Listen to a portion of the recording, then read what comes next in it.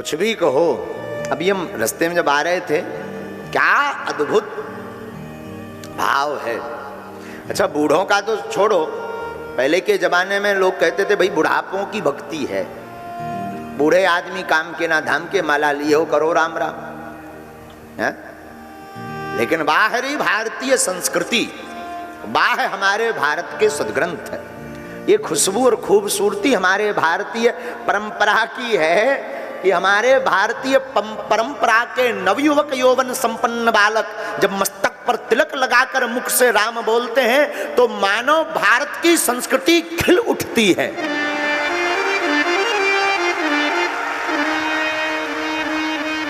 जब यहाँ के नवयौवन संपन्न युवा, जिनके मुख पर तेज, जिनकी वाणी में ओज, जिनके विचारों में सामंजस्य, जिनकी चेतना भारत को विश्व गुरु बनाने की, ऐसे भारत के युवा जब मस्तक पर तिलक, हाथ में राम नाम का ध्वज और मुख पर माता पिता गुरु गोविंद का स्मरण करके जब वो जय घोष बड़े भाव पूर्वक बोलते, हमें लगने लगता मानो साक्षात ठाकुर वृंदावन विहारी ब्रजचंद मोहन अपने धाम को छोड़कर खिंचे हुए उस स्थल पर नाचते हुए चले आते हैं।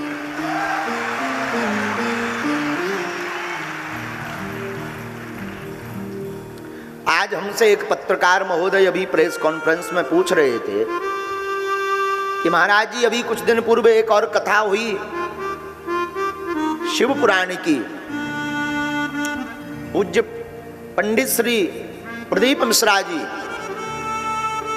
और अब आपकी हुई तो श्री मिश्रा जी जो है शंकर जी का उपाय बताया गया। अब आप आए तो आप कह रहे जय हनुमान ज्ञान गुण सागर। आदमी तो इसी में दिग्भ्रमित तो हो गया कि शंकर जी यहाँ एक लोटा जल दें कि जय हनुमान ज्ञान गुण सागर ठोके। प्रश्न बड़ा तर्क संगत पूर्ण था, चूंकि प्रश्न बड़ा तर्क संगत पूर्ण था तो हमें बोलने में भी बड़ा आनंद आया। हमने कहा श्रीमान नारद महोदय, हाँ, पत्रकारों को नारद ही कहा जाता है। नारद का अर्थ चुगलखोर नहीं होता, नारद का अर्थ होता सत्य को दिखाने की सामर्थ्यता रखने वाला। नारद का अर्थ होता नारद, जिसकी वाणी कभी रद ना हो, वो नारद। जिसकी वाणी रद ना हो वो नारद। तो हमने कहा पत्रकार महोदय, महोदया नहीं थी, महोदय थे। पहली बार में हम महोदया बोल गए। महोदया में गड़बड़ हो जाता है, पुरुष लिंग से स्त्रीलिंग प्रकट हो जाता है। तो महोदय थे। हमने कहा पत्रकार महोदय,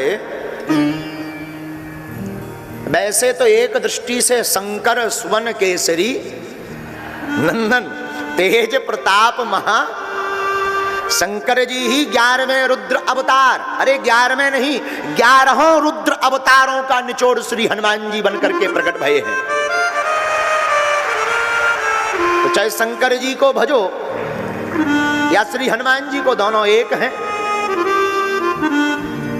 पर उन्होंने कहा महाराज जी, फिर सनातन में इतनी ज्यादा कोई शंकर जी की पूजा करवा रहा, तुम यहाँ और विदेशन में भी अंग्रेजन की ठटरी बार के जय हनुमान ज्ञान गुण सागर करवा रहे हो। कोई माता की पराम्बा जगदम्बा मात भवानी मातेश्वरी त्रिपुर सुंदरी भुवनेश्वरी माँ की पूजा बता रहा, तो कोई भगवान विष्णु की पूजा बता रहा, तो कोई भगवान रामचंद्र की पूजा बता रहा। तो ब्रजवासी वृंदावन वाले जितने भी हैं ब्रज भाव में परिपूर्ण, वो भगवान श्री नंदनंदन ठाकुर जी को तो ध्याते हैं, पर ठाकुर जी से ज्यादा ब्रजेश्वरी श्री वृषभानु दुलारी हमारी श्री राधा रानी जी की पूजा बताते हैं। तो कई बार मन मस्तिष्क में गड़बड़ हो जाता है कि किसकी पूजा करें। हमने उनको कहा कि देखो श्रीमान, यही तो सनातन की खूबसूरती है। बोले क्या? हमने कहा अन्य धर्मों में सर्वोत्तम सर्वश्रेष्ठ धर्म सनातन धर्म इसीलिए है कि और धर्मों वालों लोगों के पास तो एक ही देवता है,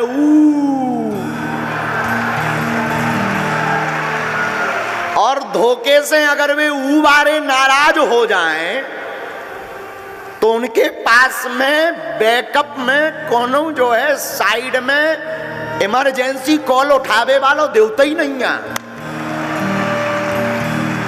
और हमारे सनातन धर्म की इसीलिए खूबसूरती है कि अगर तुम शंकर जी की पूजा में बहुत अनचड़ हो रही, तुम्हें दिक्कत हो रही कि तुम्हारे लेवल के अक्खड़ फक्कड़ हैं नैया, तो तुम जय हनुमान ज्ञान गुण सागर करो।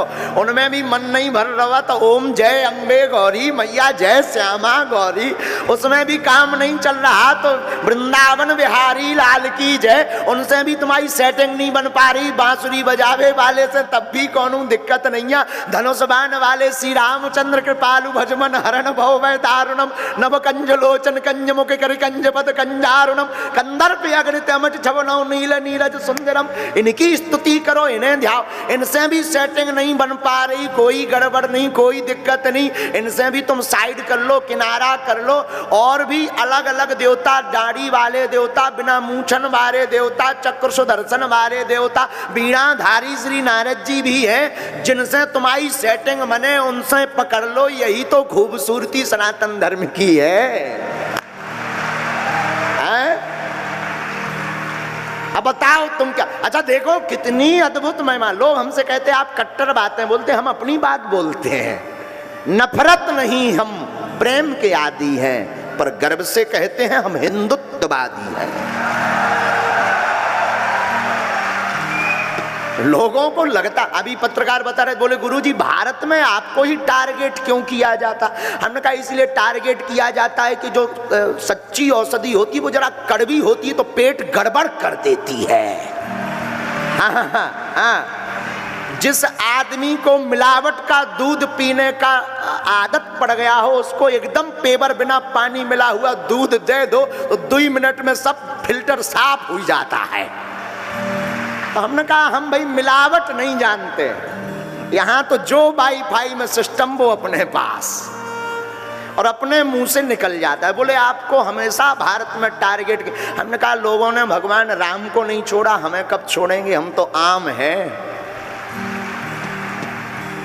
अब सनातन की बात उठी ही है तो हम आपको करबद्ध निवेदन कर दें, औरों के पास तो एक ही किताब है, एक फिक्स है, चाहे उल्टी पढ़ो चाहे सीधी, चाहे बीच से पढ़ लो चाहे एक पेज फाड़ के पढ़ लो। हम नाम नहीं लेंगे अपने पवित्र मुंह से। समझदार हो आप लोग।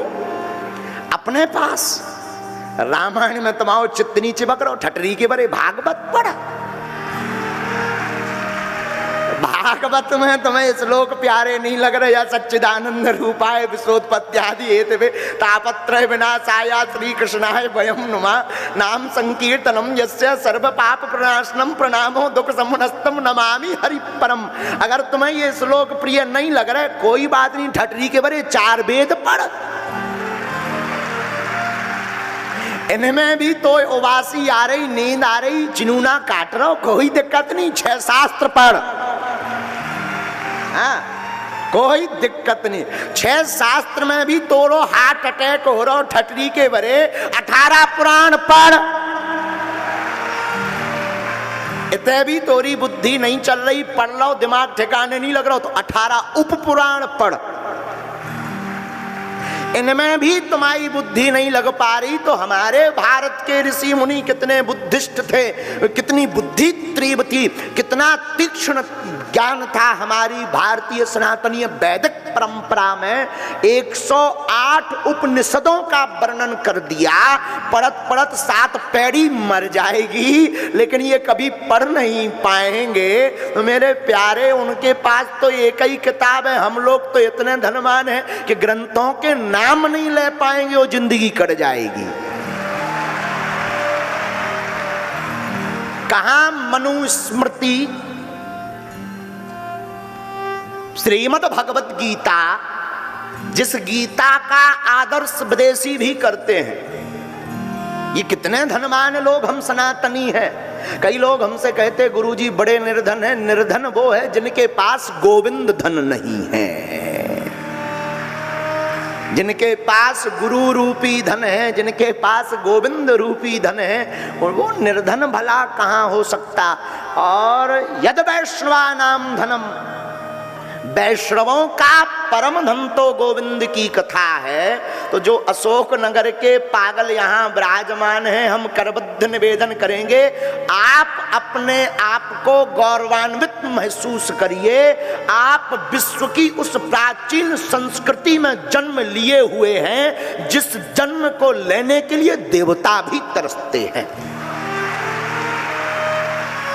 और इतने के बाद धन देखिए, मस्तक पर तिलक, शिखा, चोटी, कंठ में माला, ये भारतीय हिंदुओं की परंपरा और पहचान है। ये हम लोगों को हमारे पूर्वजों ने, गुरु गोविंद सिंह, गुरु नानक देव, 10वें गुरु सिखों के गुरु गोविंद सिंह, जिन्होंने अपनी पगड़ी, अपने केस, अपने चूड़ा, अपने कृपाण को बचाने के लिए यवन औरंगजेबों से सनातन धर्म की रक्षा के लिए, कश्मीरी पंडितों की रक्षा के लिए हाथ में लोहा उठा करके दांतों चने चबवा दिए थे। उस भारतीय परंपरा के हम लोग सच्चे सेवक हैं। कश्मीरी पंडितों पर चल रहे अत्याचार को देख करके वहां के कश्मीरी पंडितों ने यवनों, बलात् रूप से यवन धर्म परिवर्तन करवा रहे थे। परिवर्तन ना करने वाले लोगों को बलात् रूप से उनकी बहनों को, उनकी बेटियों के साथ अत्याचार कर रहे थे। मेरे पागलों, भागवत कथा के साथ साथ आप लोग अपने बच्चों को मिशनरी स्कूलों में पढ़ाने के साथ साथ हाउ आर यू अंग्रेजी पढ़ाने के साथ साथ रामचरितमानस पढ़ाना मत भूलना, ताकि पुनः ऐसी परिस्थिति बने। हम लोगों से कहते हैं कि हमेशा अक्षर कथाओं में बच्चों को लेकर जरूर आया करो। तो कई लोग कहते हैं गुरुजी आपकी कथा में इतना भक्त समुदाय आता है कि 2-4 बच्चे तो खो ही जाते हैं। हमने कहा कोई नहीं, वो मिल जाएंगे, लेकिन बच्चों को जरूर लाया करो। पूछो क्यों?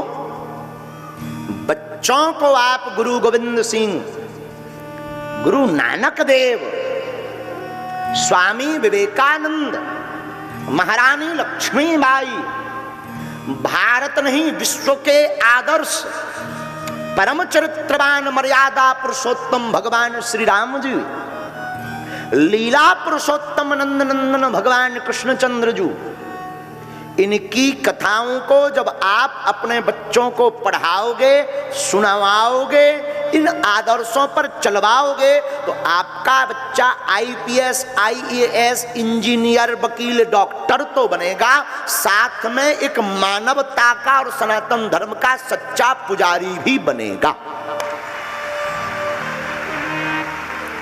हम ये नहीं कहते कि तुम अपने बच्चे को बाबा बनाओ, ना ना ना। हम ये कहते हैं कि जब 25 तारीख आती है तो तुम उनको सांता क्लॉज के पास गिफ्ट लेने के लिए जिस प्रकार भेज देते हो, ठटरी के बरे हरो नक्कटा हरो, आज की यात्रा हम भगवान श्री कृष्णचंद्र जी के पाद कमलों को प्रणाम करते हुए जिंदगी में लक्ष्य हमेशा बड़ा चुनो। युवाओं के लिए आप बहुत बड़ा बनना चाहते हो तो लक्ष्य बड़ा चुनो, छोटे लक्ष्य में मत जियो। धूम्रपान से मत लड़ो, लड़ना है तो गोविंद के ध्यान से लड़ो। कई बार हम लोग छोटे सपने देख करके अपनी जिंदगी को स्वतः ही बर्बाद कर लेते हैं। हमारे पास, हम तो बचपन ही से कबाड़ी रहे। बचपन में हमारे पास एक नेताजी आए तो बोले गुरुजी हमको ऐसी सीट पर चुनाव लड़वाओ कि अगर हारे भी तो इज्जत बच जाए। हमने कहा आज नहीं कल बताएंगे। अब देखना गुरु का ज्ञान कितना विचित्र होता। हमने अपने गुरुजी से कहा कि अमुक आदमी आया था, ऐसी ऐसी बात है, रात को हमने गुरुजी के जो भी अर्जी होते लगाओ, वाईफाई में सिग्नल मिला आया। भाई का उत्तर भी बड़ा खतरनाक। जब दूसरे दिन वो नेताजी वापस आए बोले गुरुजी बताओ हम ऐसा कहां से चुनाव लड़ें कि इज्जत हमारी बची रहे हारने के बाद भी। हमने कहा प्रधानमंत्री के खिलाफ लड़ो, कम से कम तुम्हारे बाल बच्चे कल के दिन बड़े होंगे, वो पूछेंगे कि पापा तुम चुनाव लड़े थे तो बताना। लड़े थे लेकिन प्रधानमंत्री के खिलाफ लड़े थे, तो बताने में भी तुम्हें आनंद आएगा। ये बात बहुत विनोद की नहीं है, ये बात बहुत गंभीरता की है। आप अपनी जिंदगी में अपने बच्चों को बहुत बड़ा बनाना चाहते हो तो बच्चों का लक्ष्य बड़ा चुनो, छोटा मत चुनो, छोटा मत चुनो। बहुत बड़ा बनना है तो सपने बड़े देखना बंद करो। इसमें तुम पढ़ो मत कि तुम्हारी क्षमता नहीं है। कौन कहता क्षमता नहीं है? जब मीराबाई भगवान को पुकार पर करके गोविंद को पा सकती, सबरी 10,000 वर्षों तक तपस्या करके प्रतीक्षा करके राम को पा सकती, तो क्या तुम भारत में रह करके अपने लक्ष्य को नहीं पा सकते हो?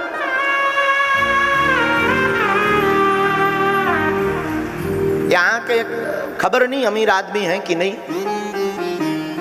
एजेंसी के एक मालिक कल रात्रि में वो दोनों सापत्नीक जहां हम निवास करते तो वहां पर प्रश्नोत्तरी चर्चा में मिले हमको।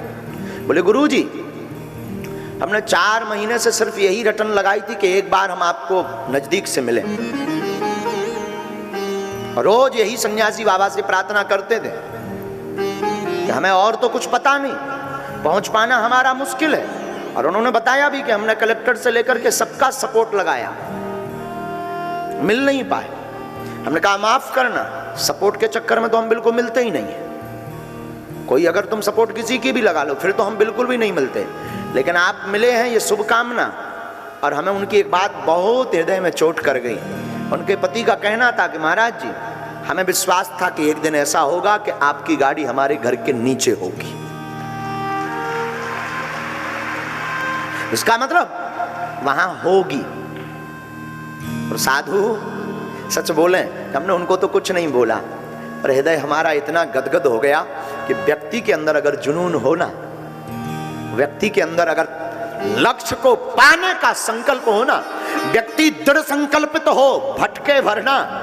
हम तो धीरेन्द्र कृष्ण है, वो गोविंद भी दौड़ा दौड़ा चला आएगा। हम तो मानव हैं, वो ईश्वर भी दौड़ा दौड़ा चला आएगा। इसीलिए मेरे युवानों, मेरे पागलों, तुम अपने जितने भी माता पिता बैठे अपनी बेटी को, अपने बेटे को छोटा लक्ष्य मत चुनवाओ, बहुत बड़ा लक्ष्य का उसे सपना दिखाओ। वहां नहीं पहुंचेगा, 19 नंबर पर पहुंचेगा। 10 नंबर का सपना देखने से अच्छा है 20 का देखो। और जब तक पा ना जाओ तब तक भटको मत। हमारी जिंदगी का एक खुद का बाकिया है। गांव में हम जब अभी भी गांव में ही रहते हैं। पुराना मकान जहां हमारा था, छोटी सी झोपड़ी, हम माँ पिता, हमारी बहन और हमारा भाई, 5 लोग उसी घर में रहते थे। उस जमाने में टीवी का उतना प्रचलन नहीं था। पड़ोस के घर में एक सज्जन टीवी लेकर के आए, वो भी ब्लैक एंड व्हाइट, आज भी हमें याद है।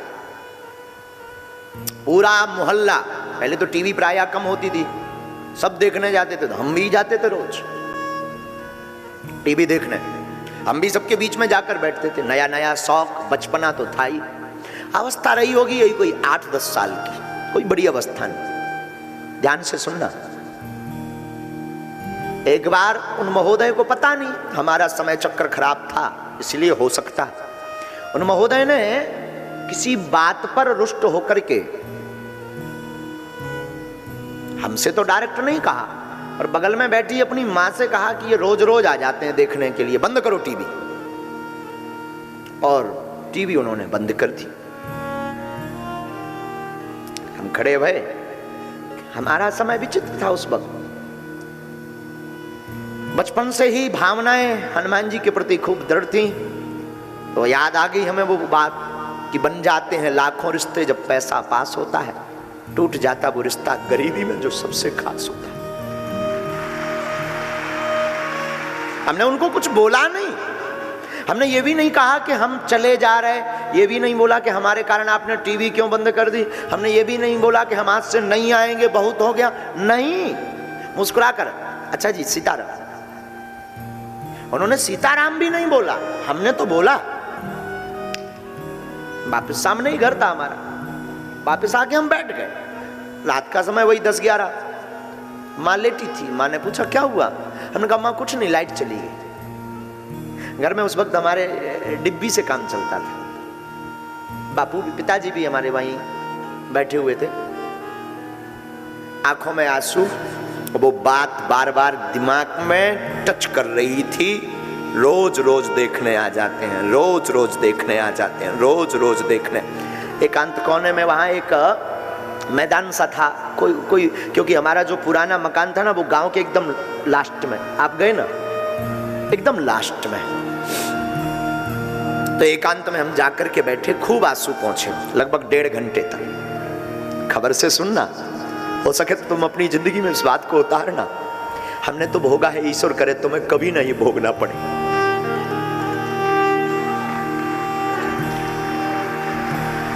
कुछ नहीं बोला,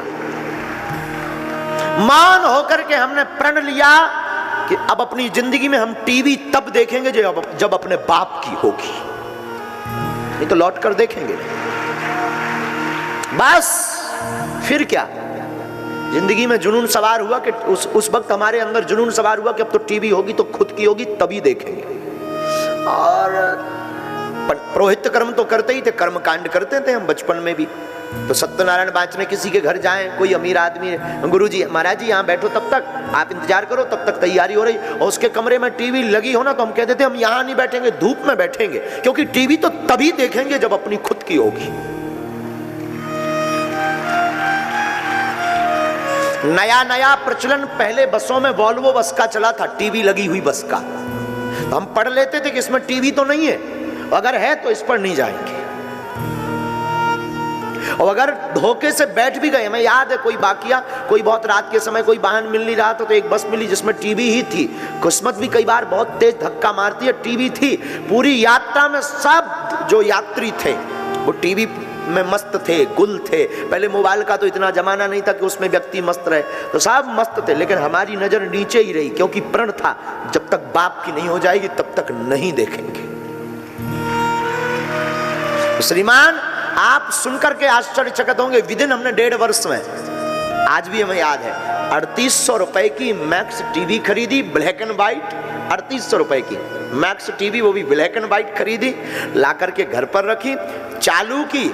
मोहल्ला वाले, गांव आस पड़ोस के लोग बहुत हम पर हंसे, कितना मूर्ख आदमी है, कितना पागल आदमी है, घर पर इसके खाने को नहीं है, भिक्षा मांगकर जीवन जीता है।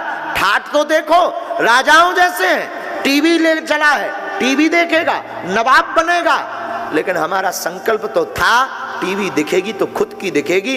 टीवी लाए, टीवी चालू की, मोहल्ला के लोग आए, वो सज्जन भी आए, किस्मत से उनकी टीवी बढ़ गई। अब इसमें तुम ये मत मानना कि बचपन से ही हम शक्तियां चलाते रहे, नहीं, किस्मत से उनकी टीवी जल गई, हमारी नई, वो भी आए। हमने उस दिन बूंदी ली थी 100 ग्राम, बूंदी 100 ग्राम, ज्यादा नहीं। वो बूंदी हमने उसको बचाकर खास कर रखी थी कि आएगा। वो जब आए तो बोले महाराज जी अपनी तो थी टीवी, आप पैसा क्यों खर्च कराए? हमने कहा धन्यवाद। वो बोला हम समझे नहीं, हमने कहा थैंक यू। वो बोला हम समझे नहीं, हमने कहा बूंदी खाओ। वो बोला हम समझे नहीं, हमने कहा ये तुम्हारी ही कृपा है, वरना ये हम ले नहीं पाते प्यारे।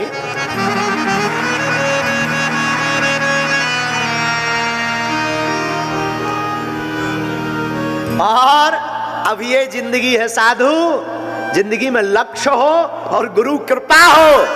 तो उसने टीवी के लिए भगाया था, टीवी भी खरीदी, और साधु आज टीवी पर भी आ रहे हैं।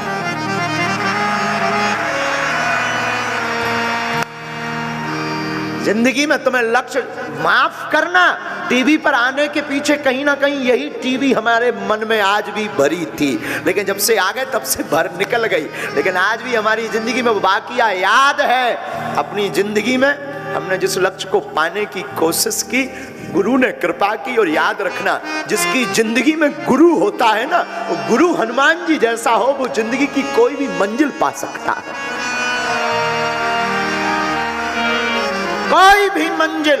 इसलिए मेरे पागलों, तुम घबराना मत। अशोक नगर के युवाओं से कहेंगे, तुमने आईएएस, आईपीएस, सिविल सर्विसेज या बहुत बड़ा सनातन धर्म का संरक्षक बनने का सपना देखा है तो मत टूटना, मत डिगना, मत बहकना। उठो, जागो, करो मेहनत। हनुमान जी के चरण पकड़ के एक दिन ऐसा आएगा, कामयाबी शोर मचाएगी। हमारी जिंदगी में तो हुआ। और बुरा मत मानना, हमने कोई शक्ति का उपयोग नहीं किया उस वक्त बचपन में, जबकि ये घटना बता रहे हैं। शक्तियां तो हमें 12 वर्ष की अवस्था में मिली। जब हमारी आयु 12 वर्ष, तब हमें हनुमान जी का आभास हुआ। तब हमने फिर अज्ञातवास की साधना की, तब हमने फिर हवन किया, तब हमने गुरुजी के चरण दबाए। गुरुजी मतलब हमारे ये दादा गुरुजी, गुरुजी मतलब दादा गुरुजी, दादा गुरुजी मतलब पिताजी के पिताजी, जो बागेश्वर धाम के प्रथम पुजारी भये, जिन्होंने 2 बार हनुमान जी के साक्षात दर्शन किए। ये होती है गुरु कृपा, ये होती है गुरु की मेहरबानी, ये होती है गुरु का चमत्कार। कितना भी दीनहीन हो, कैसा भी बिछड़ा और पिछड़ा हो, जिसका गुरु बलवान होता है ना, जिसकी गुरु के प्रति और गुरु का शिष्य के प्रति अटूट कृपा हो जाती ना भैया, वो व्यक्ति, वो इंसान रंक से राजा बनते देर नहीं लगती है।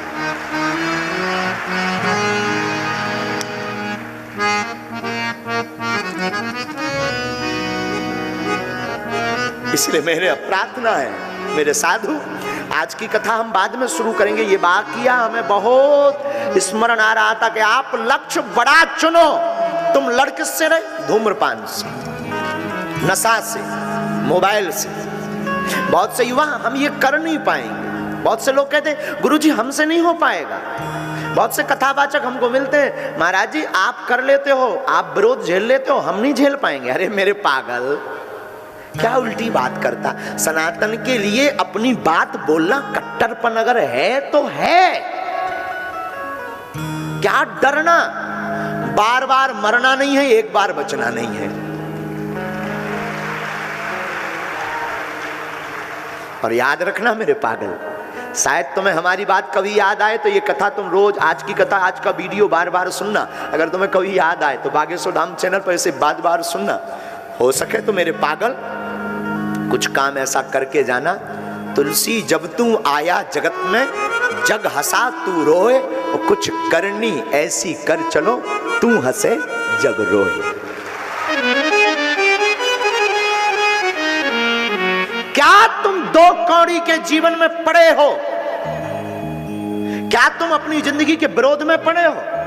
आज हमको पत्रकार कह रहे थे, महाराज जी आपका बहुत से संत, नाम ले रहे थे, वो तो बड़ी लंबी लिस्ट में, बहुत से संत आपका विरोध करते हैं। हमने कहा हमने ये सोचा ही नहीं कि कौन हमारा विरोध करता। Same to you.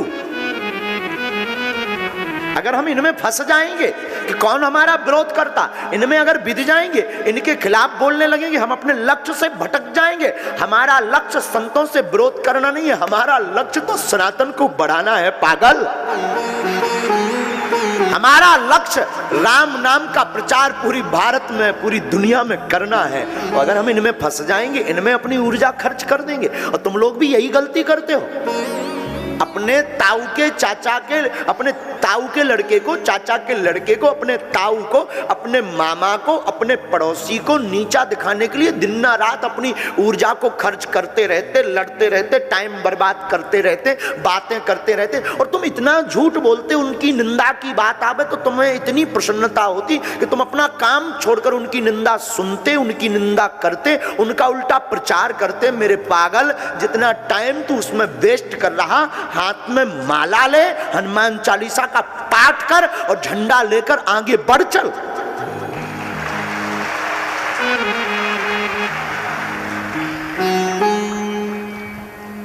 जितनी ऊर्जा तू दूसरे को नीचा दिखा, अद्भुत बात है।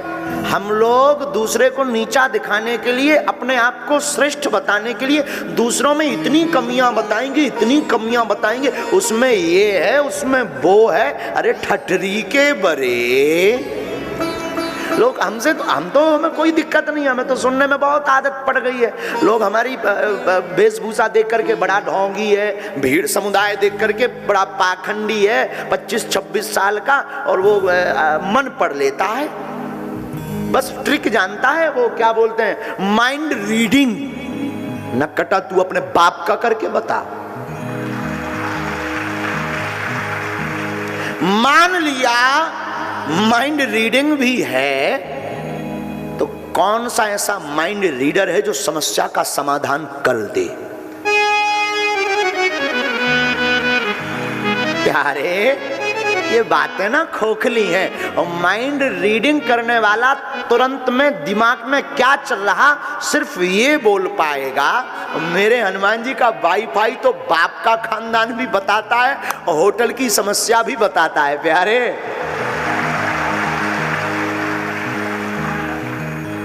तो कुछ ना कुछ तो, अब वो कुछ ना कुछ और कुछ नहीं, आज बोलना था हमें, तो बोला इसलिए कि मेरे पागल, वो कुछ नहीं, कलयुग में हनुमान जी की कृपा थी, है, उसका प्रत्यक्ष चमत्कार बागेश्वर धाम में है। और हम आप तो भारतीय लोग हैं, भारत में तो लोग कहते हैं गुरुजी भारत में तो कुछ भी प्रस्तुत कर दो, अंधविश्वासी लोग उसको स्वीकार कर लेते। और एक पत्रकार तो विचित्र छापे हुए था, एक पत्रकार कह रहा था देखो एक 25-26 साल के युवा ने लाखों लोगों को पागल बना रखा, नक कटा, तेरा बाप पागल बन जाए तब जानू। बेफिजूली की बातें बोलते हैं, पागल बना रखा, पागल कर रखा, तू कर। अरे प्यारे, जो कथा में आते हैं, जो दरबार में आते हैं, उनसे पूछो, पर्चा भले ही नहीं बनता पर वो क्या क्या लेकर जाते हैं। जो आ रहे उनसे पूछो, कितनों के घर नहीं बच गए, उनसे पूछो कितनों ने मदिरा नहीं त्याग दी, उनसे पूछो कितनों के घर में खुशियां नहीं आने लगी, उनसे पूछो जिनके बच्चे बाप को बाप नहीं कहते थे आज वो पिताजी कह रहे, उनसे पूछो बागेश्वर धाम के जुड़े हुए लोगों से, जिन हम मानते हैं कि हम उनको मिले नहीं, हम ये भी मानते हैं कि पर्चा नहीं बना। और ये बुरा मत मानना मेरे पागलो, तुम हमसे जुड़ना तो पर्चा के चक्कर में मत जुड़ना, हमसे जुड़ना तो मिलने के मतलब से मत जुड़ना। तुम्हें सनातन का सच्चा पागल बनना हो तब जुड़ना। हम गारंटी देते हैं पर्चा बने या ना बने, व्यासपीठ की शपथ खा करके कहते हैं जिंदगी में कभी पीछे मुड़कर नहीं देखोगे।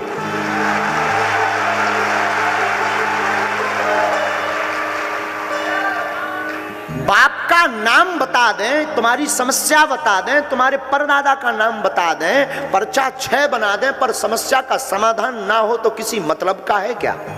बोलो ना, बोलो ना। हम हमेशा जब भी बालाजी के चरणों में बैठते या हमारे पास जो भी चूरन चटनी है, चूरन चटनी मतलब जो भी बालाजी की कृपा है, जो भी दादा गुरु जी की कृपा है, हम एक ही प्रार्थना करते, हे बालाजी, हे सन्यासी बाबा, हे दादा गुरुजी, हम किसी का नाम बता पाएं या ना बता पाएं, किसी के प्रश्न बता पाएं या ना बता पाएं, किसी को मिल पाएं या ना मिल पाएं, पर जो दरबार में आए हम तो उसे डायरेक्ट देख नहीं पाते, उसको मिल नहीं पाते।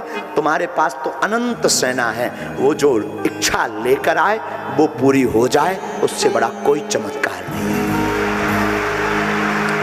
और हमने अपनी आंखों से देखा, यहाँ जितने भी अशोकनगर के लाखों लोग बैठे हैं, हमने अपनी आंखों से देखा मेरे पागल, लाखों लोग ऐसे हैं जो 2-2 साल नहीं, 8-8 साल से, 3-3 साल से नहीं मिल पाए, पर आज तक उनकी जिंदगी में कोई काम रुका नहीं है।